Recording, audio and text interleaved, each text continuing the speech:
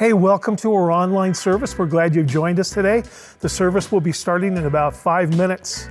I'm Pastor Larry. And I'm Pastor Stacy. We're so glad you're here today. We're just going to talk a little bit before the service starts and let you know about some things going on here at Gold Creek.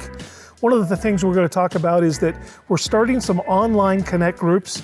And if you're interested, you can send a message to Jesse at goldcreek.org, or you could go to goldcreek.org/connect. We'll have information there for you to get you signed up.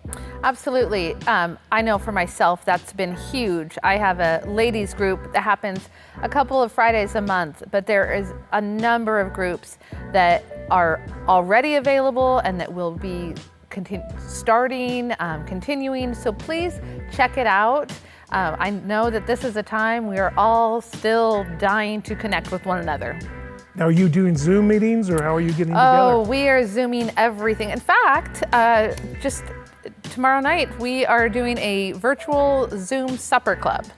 Oh, that's fun. Yes, that will be fun. I don't totally know what that's going to look like, but yeah. So speaking of supper, have you been ordering out any food? What kind of places have you gone to? More so in this last week. We've done Mexican a couple of times. We actually just went to King Charlie's last weekend for some good burgers and fries. Yeah, what about yourself? What are some favorites? Oh, let's see. We did Lombardi's this week. We did that's good. Just lots of things. We're just it seems like we're eating more. I don't know if that's the case, but we even have a food truck that comes into our neighborhood every week. And you can pre-order your food, and they'll bring it, and you can go pick it up, and just keep that 6 feet apart. And, right. Yeah, but it's amazing. Good. We have 6 of us living in our house right now, and most of our kids are adults. Our youngest, again, is 17, and he has helped with cooking as well. So we have really had some good meals at home that have been delicious. You're fortunate. We just have run out of ideas, and I don't know, it's hard to imagine that we'd be tired, but we're just tired, don't want to cook. Yes. I do want to acknowledge, I think others have probably noticed as well, that hair salons are not essential. I'm recognizing here that has affected you. Well, I've tried to get my hair to lay down. It won't lay down anymore, so I'm just going to go with it. Nice. And I noticed your roots too. But we won't mention that. Thank you very much. Yeah. So what else has been going on with you, Stacy? Well, our family, again, we just continue to try to find some new ways to engage with one another. We've been playing some games at home, watching movies, and I don't know, I love new ideas. And one game that our family has started playing is Ticket to Ride. Have you heard of it? No. It's a little bit of a strategy game. I think both your kids, 5th grade and 6th grade, they would do fine with it. So I would recommend that one. It's a fun connection one, and it makes you think a little bit more fun than schoolwork. Well, we've been doing a lot of the schoolwork, and I wouldn't say that. That's not fun. In fact, we had a church meeting today, and I muted my mic because my wife was yelling at my kids, and the kids were crying, and it was all over schoolwork, and it's just crazy to me. Yeah, we only have one left in school, and he does need to still be engaged, but he's got he's got 2 feet out the door, really, but I don't have that battle, and I'm so grateful for. I always said I would not be a great homeschool mom because it would be recess all day long. Yeah, I asked my daughter today when she was so stressed, I said, isn't it recess time? Or maybe lunchtime, something. Right. Yeah. Hey, we're right in the middle of this God Can series, and we're asking people to send in their God Can stories. And I know I've had times in my life when God has done just amazing things. God has come through for me. So if you're one of those people and you have a God Can story to share, we want you to send that story in. You can take a video on your phone and send that video to us, because we're compiling these stories and we want to get your story out there. You can send that to godcan@goldcreek.org. It's about service time. So turn your TV up, sit back and enjoy.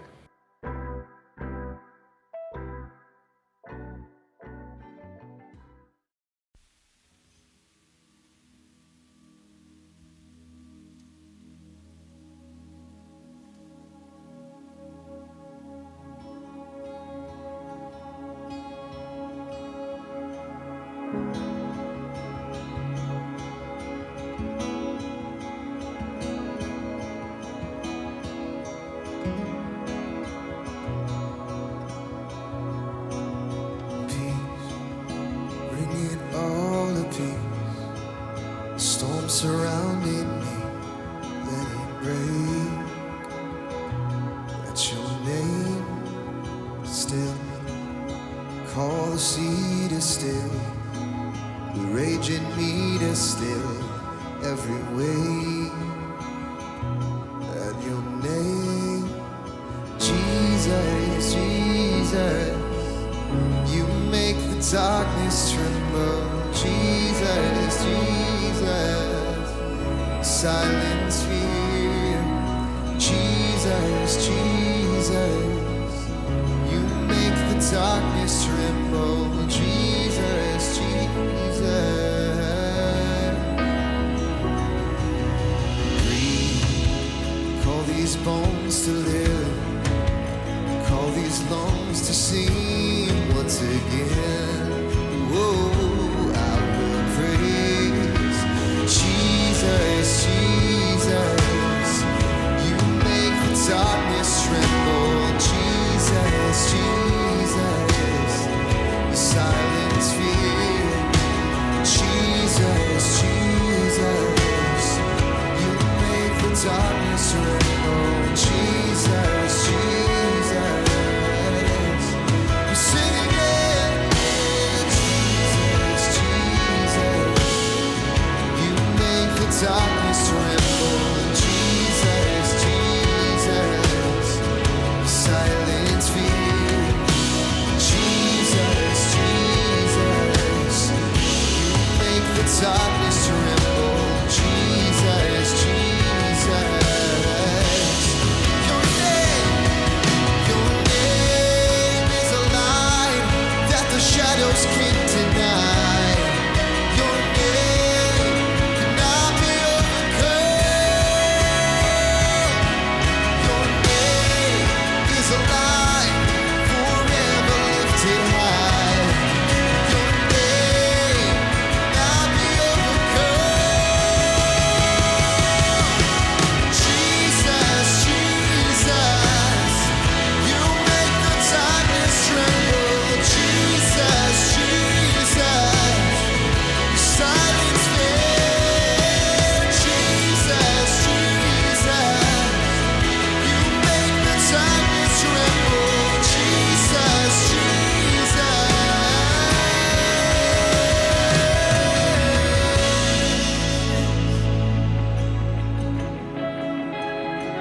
To quiet our feet today, would you quiet our feet right now?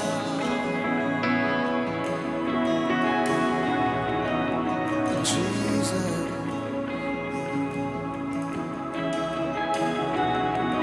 your name is a light that the shadows can't deny. Your name cannot be overcome. Your name is a light forever lifted high. Your name cannot be overcome. Your name is a light that the shadows can't deny. Your name cannot be overcome. Your name is a light forever lifted high. Your name cannot be overcome. Jesus, Jesus, you make the darkness tremble. Jesus, Jesus, silence fear. Jesus, Jesus, you make the darkness tremble.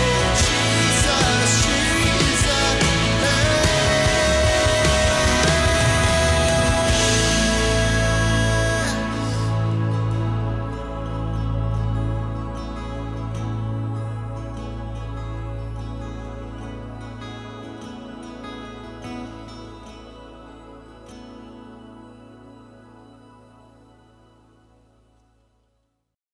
Good morning. I'm so glad you guys are here joining us, and hopefully you're enjoying the worship element here. We have a fantastic team. I just want to remind you right now, at the very end of service, we're going to give you an opportunity to take communion together as a family.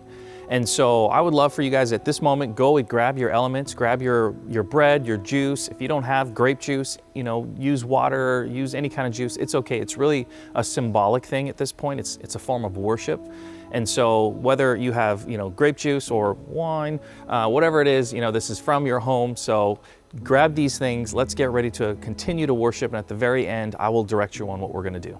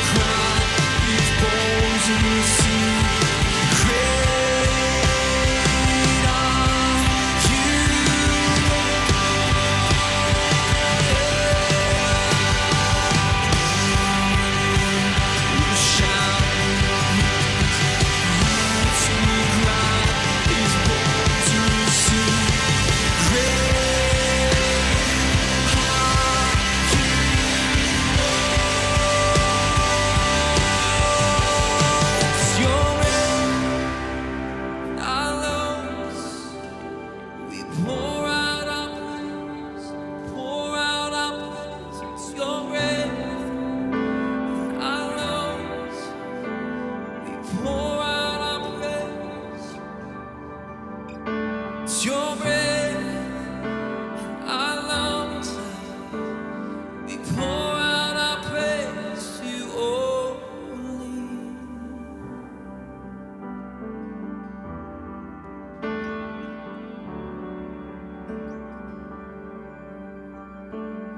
All our breath, all our life for you. All our breath, all our life for you.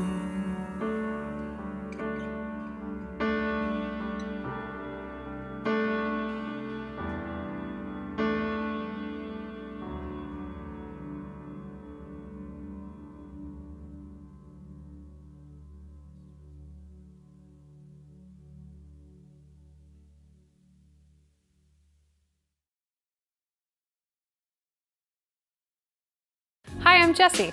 And I'm Shauna. Welcome to Gold Creek. We are so glad that you're joining us online today. If this is your first time joining us, we'd love for you to fill out our new family form. And this helps us get to know you, and thank you for being here, as well as keeps you in the know about everything Gold Creek. So make sure you fill that out. It's at goldcreek.org, and it's also in the comments section. Here's our question for you today. We're wondering, how have you connected with your neighbors? Have you done anything fun or creative? I'm gonna say that just by being outside and being available, I've had neighbors stop and talk that I haven't had conversations with in a long time. So that's been fun. And we have a group text going on with some of the houses at the end of our street, and people are checking in with one another. It's been pretty cool. So we want you to share below, how are you connecting with your neighbors in this time?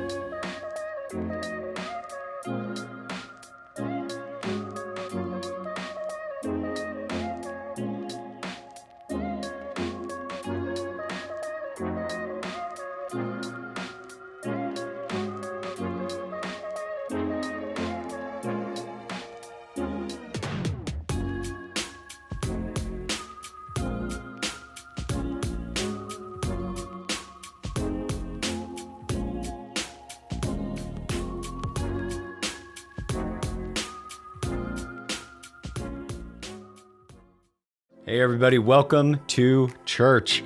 I'm so glad all of you could be here with us today.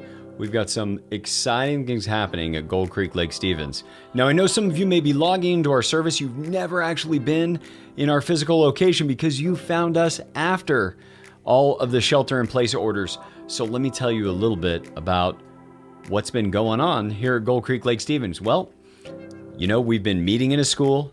We have been growing. We've had people coming from all over, people new to Christ walking into the doors of a just school that every week gets transformed into a sanctuary. And we get a chance to share with new people the love of Jesus, hope for the future, and hope for the eternal. But beyond that, we're getting a chance to actually build our own campus. That's right. We have a piece of land that we need to close on this year. Drawings are done. Elevations are being done. We have a beautiful campus in the making for us. But along those lines, along with regular church operations and everything it takes, we're going to need everyone to step forward to be in a position to help be a part of building the Gold Creek Lake Stevens building. See, so many of you have been a part of building the church body. You have invited friends.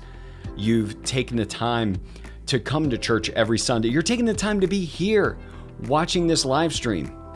And yet, many of you have also stepped up to give financially.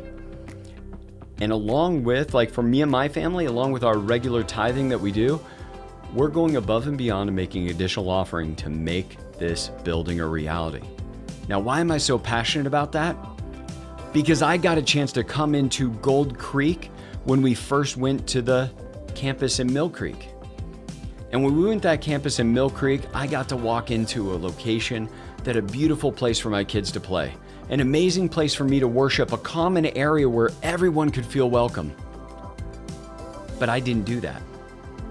You see, somebody that came before me showed up, and they wrote the checks, and they swung the hammers, and they took the time to give to me, to give a place that me and my family could worship that would have never existed if those people didn't step forward first. And so here's what we're asking all of you to do is to put yourself in the position that someone else in the future would have a reason to thank you. A reason to thank you for the fact that perhaps they come to our new campus and they meet Jesus for the very first time and change their life. Couples are going to get married in this building. Families are going to be raised. And much like that founding campus in Mill Creek, we now have pastors elsewhere in the country who have built their own churches, and they came out of the youth program at the Mill Creek campus. You see, decades from now, that's the kind of legacy that we get to have. It's in His glory, but with our actions. So this week, what I'd like you to do is to just pray about where you have the opportunity to give toward the new campus. Now, you could do that both with a direct cash gift, or if you know you've got money that's going to come in, but it's not here yet, you could pledge that, and feel free to write that on your offering card.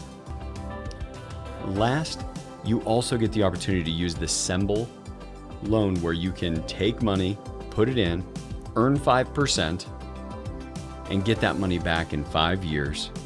But that will aggregate toward all of the capital that we need to build this new campus.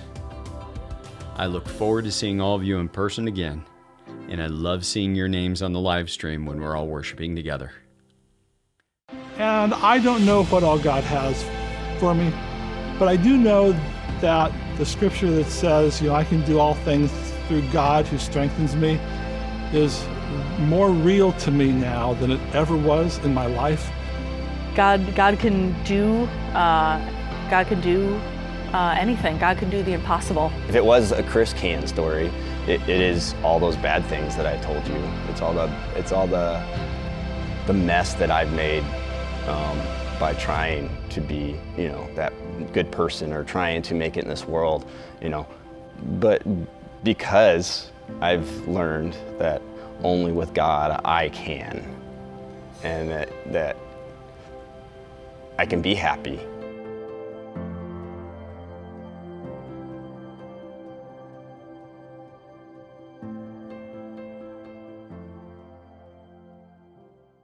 All right, welcome everyone online. And so we are here, God Can Week 2. I'm very excited for today's message because I got to write this message, so hopefully it will be the best message you have ever heard.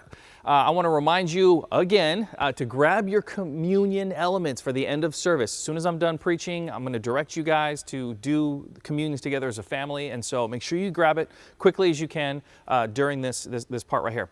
So recapping last week, we started God Can. We started stimulating generosity. We talked about what it means to, when God provides, to help other people out. And so if you haven't already, we'll put the generosity link again in our chat box. If you want to be a person that helps donate some of your stimulus check or whatever, you might have some surplus and you want to donate some of that, there's an opportunity to do that. Again, it's not to the church. We're going to connect you directly with someone with needs. Or if you're a person that's tuning in and you have needs and you just need a little bit of help this month, go ahead and fill that out and explain your needs, and we'll try to connect you guys. So today we're going to talk about what is it like when we feel like God's not working, or He's not doing what He's supposed to be doing, right? Like we have this box that we put God in, and we want Him to blow the lid off of the box, and when it doesn't happen according to the way that we thought it should, we get a little disappointed. And I think we all experience this at some point in our lives, and so we're going to look at a story in the Bible where the people of Israel just had God come through in this amazing, amazing way. They just got delivered from the hands of Egypt, from the oppression and the slavery of Egypt. And they've been, wandering for about a month, and now they are wondering, God, what are you doing? And so we're going to kick up in Exodus chapter 16, verse 1, and we're starting here, and it says, the whole community of Israel set out from Elim and journeyed into the wilderness of Sin between Elim and Mount Sinai. Just FYI, this is not the sin that you and I are probably thinking of where you're doing wrong. It was more, it was pronounced Zin, like Zinfandel, and so it's just kind of an interesting a way to put it. Some people were like, oh my goodness, they went to sin. No, it's not like that. And so just throwing that out there. The rest of the verse, then they arrived there on the 15th day of the second month, 1 month after leaving the land of Egypt. If only the Lord, here's their complaint, had killed us back in Egypt, they moaned. They've been wandering for a month. Now, we can kind of relate to this just a little bit, right? Because we've been stuck for a month. Everything has been shut down for a month for us, right? We're in home lockdown. Businesses are shut down. Things that we normally like to do, we don't get to do. And there's so much uncertainty in this time right now. When's it really going to be safe to blank, whatever it is that we want to do? How will this affect my job or my friend's job? How's this going to affect my housing? How's this, and so there's all of these questions, and we're just focused so much in this cloud of questions. We're just wondering, what is God going to do? Now, this was, not too long ago. If you're a parent of little ones, you guys know that eventually there's a day that comes where their teeth start getting loose, their baby teeth, and you have to pull them out, right? So the other ones don't impact and grow weird, and it's super gross. Some of you guys like doing this. I think it's super gross. I don't know. I hate it. There's a crunching sound, and there's bleeding, and they won't sit still, and and they're tiny little teeth, and so I hate it. And I remember one of my sons came up to me. Dad, my tooth is loose, and so, my wife wouldn't do it either. She made me do it. I don't know how I got this. We didn't even draw straws or anything. She just assigned it to me, and I said yes for some reason. And so I'm trying to pull this tooth out, and he's crying because, it doesn't feel good to rip out your teeth. And he's crying, and there's blood coming down his face. And at this point, he's been crying so much. Now there's some snot, too. And so, every fluid that's possible is coming out of his head at this point. It is absolutely disgusting. And I just want it to be over. And next thing I know, I grabbed his tooth with a napkin, and I just yanked it out, and it just literally almost fell out. And he's still crying. Dad, why is this happening to me? This hurts. Please, Dad, stop. And I'm trying to get him to open his eyes, and he's crying, and there's tears. And I'm like, hey, open your eyes. Stop. I've got your tooth right here. It's right here. Look. And he kind of, wipes away his tears, and all of a sudden there's a smile, big toothless, bloody smile, right? And he smiled, and he's like, oh, that wasn't so bad. And I just wanted to smack the kid. I didn't. But, we get caught up in the pain, right? The blood, the tears, and we just, oh, God, it hurts. Why are we doing this? And God's like, hey, I got you. Don't worry. I've got you. You'll be okay. So then the people of Israel says, there we sat around the pots filled with meat and ate all the bread we wanted. Now they're reliving their glory years. I'm sure we've never done this. But now you have brought us into the wilderness to starve us all to death. Then the Lord said to Moses, this is God's response to their complaint, look, I'm going to rain down food from heaven for you, which is just a cool sentence to say. Each day the people can go out and pick as much food as they want, right? As much food as they need for that day. And I will test them, and I underline this for you guys, I will test them in this to see whether or not they will follow my instructions. Because on the sixth day, they will gather food, and when they prepare it, there will be twice as much as usual. We'll come back to that in a second. But I underline this because this is important. Whenever God provides for us, there is an element of obedience that we have to take on as our part too. God is saying, I'm going to do something amazing for you, but in order for this to happen, you have to take a few steps as well too. You have to almost trust the process. And I'm going to develop that here in a little second. But then in verse 6, it says, so Moses and Aaron said to the people of Israel, by evening you will realize it was the Lord who brought you out of the land of Egypt. Then Moses added, the Lord will give you meat to eat in the evening and bread to satisfy you in the morning, for he has heard all of your complaints against him. What's our complaint? What's your complaint? What's my complaint? I mean, are you going crazy right now because you're stuck inside? Are you just going nuts? Maybe you are, maybe you aren't. Maybe this is like the dream vacation for you, or maybe you just cannot stand it, or you see all these commercials and memes and fun things that people are putting on the internet where it's like first day of school, I'm going to be like, and they're tossing their kids out of the car, throwing their lunches at them. And so, I mean, we complain about those kinds of things. We don't get to go to birthday parties, and we don't get to go to gyms and, the movies and shopping. And there's just so many elements of things that we normally get to do that we don't anymore. And so we can complain easily like, I can't just sit down at a restaurant. Do you have enough toilet paper? I don't know. Hopefully there's more available now. I haven't needed to buy any for a while because I bought a Costco pack right before this all started. But what do you complain about during this time? Well, let me tell you something. There's something that complaint does to us physically that many of us probably don't realize. And here's some of the stuff that I'm going to share with you here. I'm about to get science on you right now, okay? I'm bringing science. It releases cortisol, which is in your brain. It's a chemical in your brain which impairs your immune system, so it makes you more susceptible to being sick. It heightens your cholesterol. It gives you a better chance of developing diabetes. It gives you heart disease, obesity, strokes. That's what complaining does. And not only that, there was a Stanford study that I got to read, and it was really, really interesting study, and there's so much in it, and so I'm just going to give you a couple little nuggets. One of them is that if you complain, what it does is it triggers a trap door in your brain that automatically takes you to complaining again. And not only that, it shrinks an element of your brain, or a piece of your brain called the hypothalamus, which what that means in the layman's terms is it makes you dumber to complain. I'm like, what? So every time you complain, you get a little dumber. Wow. And let's talk about this. Does it really help anything when you complain? I mean, it doesn't fix anything. I mean, if you have bad internet and you're like, I have the worst internet on the planet, Comcast is the worst, Infinity is the worst, Fios, man, they are terrible, and you just complain and you hate this, does that make your internet go faster? It doesn't. Complaining doesn't help you. And so we got to find ways to pull those out of our lives. We got to find ways to not complain as the first response to something. All right, let's keep going. Verse 13, it says, that evening, vast numbers of quail flew in and covered the camp. And the next morning, the area around the camp was wet with dew. And when the dew evaporated, a flaky substance as fine as frost blanketed the ground, and the Israelites were puzzled when they saw it. What is this? They asked each other. They had no idea what it was. And Moses told them, it is the food the Lord has given you to eat. These are the Lord's instructions. Here's the instructions, right? I'm going to bless you, but you got to take some steps. You got to do some work. Each household should gather as much as it needs.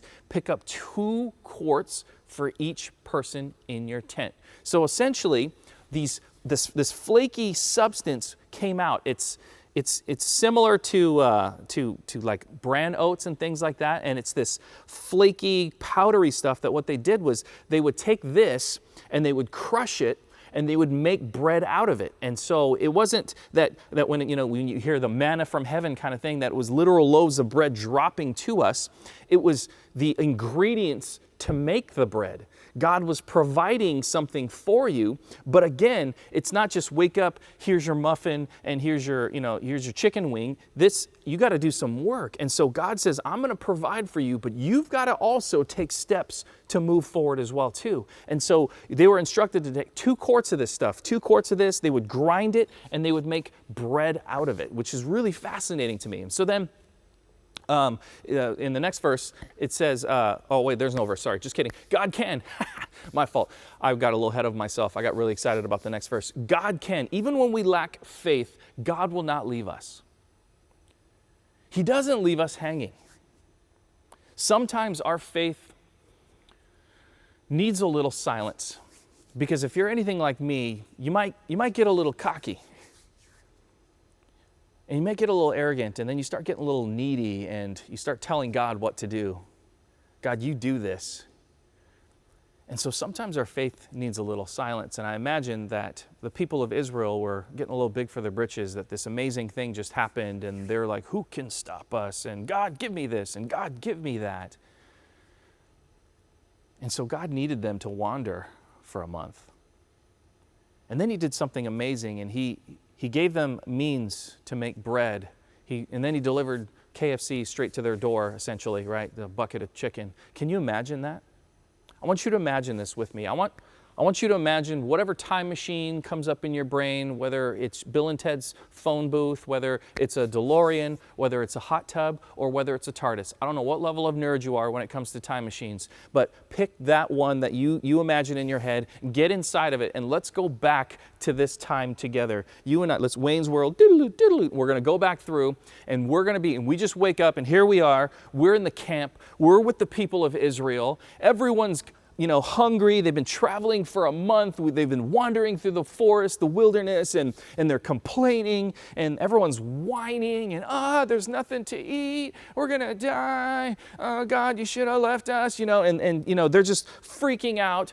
And God, in every element, in every being, in every existence of who he is, has every right in this moment to just snap his fingers and Thanos smite us, just disappear from here, because we just can't stop figuring out that it's not about us, right? And so we're complaining, and God says, no, I'm going to do something for you. So he releases quail farms from heaven, hundreds of thousands of these. We didn't have any quail. We don't just have them running around. And so, imagine crispy quail just fell down, and these flakes that we can grind and make into bread. And so I just ruined our prop, sorry. And so we have these elements, and it's just every morning there's this, and every night there's this. And God says, make your muffin for your family. Eat your quail, be satisfied, maybe some, matzah dipping sauce, I don't know, so good. And you have all of this, and we're here, we're experiencing this, and we're in the middle of seeing all of this, right? Can you imagine that? Can you imagine? Just because we don't understand what's happening, it does not mean that God has left us. So then it says the people of Israel did as they were told. Some gathered a lot, some only a little, but when they measured it out, everyone had just enough. And those who gathered had nothing left over. Or gathered a lot, had nothing left over, and those who gathered only little had enough. Each family had just what it needed. Then Moses told them, do not keep any of it until morning. Instructions, right? This is from God. But some of them did not listen, and kept some of it until morning. But by then it was full of maggots and had a terrible smell, and Moses was very angry with them. What do you secretly hold on to? See, some of the people here didn't fully trust God. Even though God was providing this for them, they didn't fully trust God. They wanted to take some of this into their own hands, just in case God doesn't come through. What do you keep, just in case? What part of your life is I'm going to hold on to just this little tiny piece, God, just in case you don't come through? For me, there's a lot of areas, and I've had to work through each of them. Faith, trust, control. I'm sure we've all, can relate to this.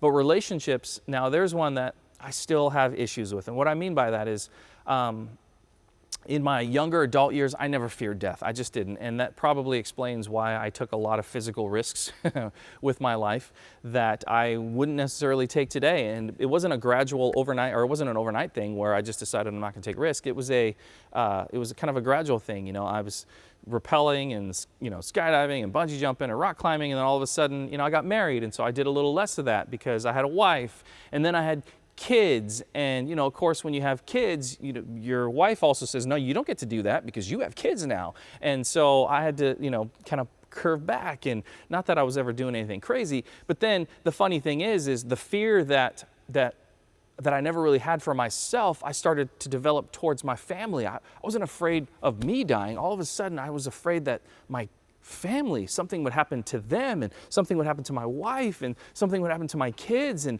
it started creating this anxiety inside of me. And so whenever people would say you can't hold on to anything, I kept thinking, yeah, I don't have anything to hold on to except my family. God, you can't do anything to my family. Everything else you can destroy, but God, you don't get to touch my family. And it may seem like that's the protective head of the household thing to do, and in a way it is, but in my heart it wasn't like that. It was more of, God, you can have everything but this. And I've had to work through that. I've had to work at releasing that death grip that I had on my family, my wife and my kids. And I've had to work at releasing the grip of, this is mine, and letting that go and going, God, they are yours. And in my heart, I've had to work on that release, letting them go, letting God work in their lives in whatever ways that they need to be worked through. And God reminds me, whenever I start doing this, He reminds me, James, do not fear. What is it that you're death gripping in your life? Let's go to verse 22. On the 6th day, they gathered twice as much as usual, 4 quarts for each person instead of 2. Then all the leaders of the community came and asked Moses for an explanation. So at least they're learning a little bit, right? And he told them, this is what the Lord commanded. Tomorrow will be a day of complete rest, a holy Sabbath day set apart for the Lord. God's modeling rest for us. He instructs Moses to tell them they need to understand that yes, there's work, but there's also a day of rest. There's a day of worship. And so he reminds them that there are important things that they need to focus on as well too. And that is spending time with God and spending time resting. So then in the next verse it says, so bake or boil as much as you want today and set aside what is left for tomorrow. So they put some aside until morning, just as Moses had commanded. And in the morning, the leftover food was wholesome and good, without maggots or odor. Moses said, eat this food, for today is a Sabbath day dedicated to the Lord, to God. There will be no food on the ground today. See, we believe at our church that God can. I believe that God can. And we're going to close with communion because we just felt like it was an appropriate response considering, God provides this daily bread. And, as we read through the New Testament, Jesus quotes this story, right? Give us today our daily bread. In Matthew 6:11, he says this. But I want to, before we get into that, I want to ask me, how much time do we spend realizing how much God has given us? Do we really appreciate the provisions that He is giving us? Do we appreciate the daily bread? I mean, Jesus said daily bread for a reason. He didn't say, give us today our yearly supply. He said daily. And what that means is every single day we need to be turning to and connecting to God. Do you live each day believing God can? Because if you don't, I encourage you right now, take some time. Spend some time with God. If you're with everyone watching the video and you just need to go outside and take a walk, do it. Spend some time with God. Really wrestle with how much you appreciate what God has done for you. Think of all the things that He has done. Don't think about the negative. Remember, we're not going to complain because it makes you dumber. Think about the positive. What are the things that God has provided for you? And just spend some time reflecting. There's going to be another song that we're going to go through right here. And during the song, I'm going to encourage you as a family to take communion together. If you're by yourself, take communion by yourself. Spend some time reflecting on how much God loves you and the provision that He is giving you. And take the bread. And there's 2 elements that Christ gave as an example. And one, again, I ruined this prop. Sorry, it was so nice. One was the bread, and the bread symbolizes Jesus' body, which is broken, right? He was broken on a cross. And He did this with His disciples in the upper room to lead us, to get us to understand that He is here for us, and He did all of this for us, and He endured all of this for us. And so when you take the bread, you're worshiping and remembering that His body was broken. And then after taking the bread, if you have juice, or water or wine or whatever it is that you have, this is a symbol of Jesus' blood. The blood that is poured out that once again atones, once again covers, once again forgives forever, for eternity, the things that we do wrong. And He said, take a drink this as a sign to remember that my blood was poured out for you. And so those are the two elements that I encourage you to do during the song at any point. If you want to do it halfway through the song, at the very end of the song, at the beginning of the song, it's up to you guys. If you're together, and guys, if you're there with your family, men, I would love for you to lead this. If there is not a guy in your house to lead this, then anyone, mom can lead this. If you want to do your oldest kid to lead, you can have a lot of fun with this. And so I encourage you guys as a family to come together, break the bread, drink the wine, the symbolic wine together, and spend some time giving thanks for your daily bread. Let me pray for you, and then we'll get on to the next song. Heavenly Father, I thank you so much for all that you do, all that you provide. Father, I am guilty of not looking at those provisions enough, for taking for granted how much that you truly give me and for complaining. And so, Father, I ask that you forgive me for that. Help us, God, to be followers that truly believe that you can. Help us to give you all, not holding on to any. And we ask for this in Jesus' name. Amen. Thank you again so much for joining us this morning. Hopefully you had a great experience. And I look forward to spending some more time with you guys. Let's go to this next song and have communion together.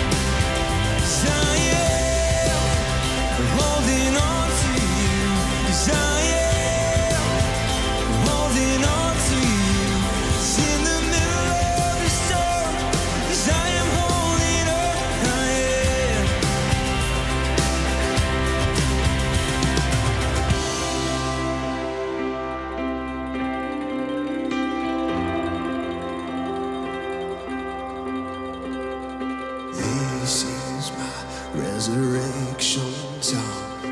This is my hallelujah come. This is why it's to you I run.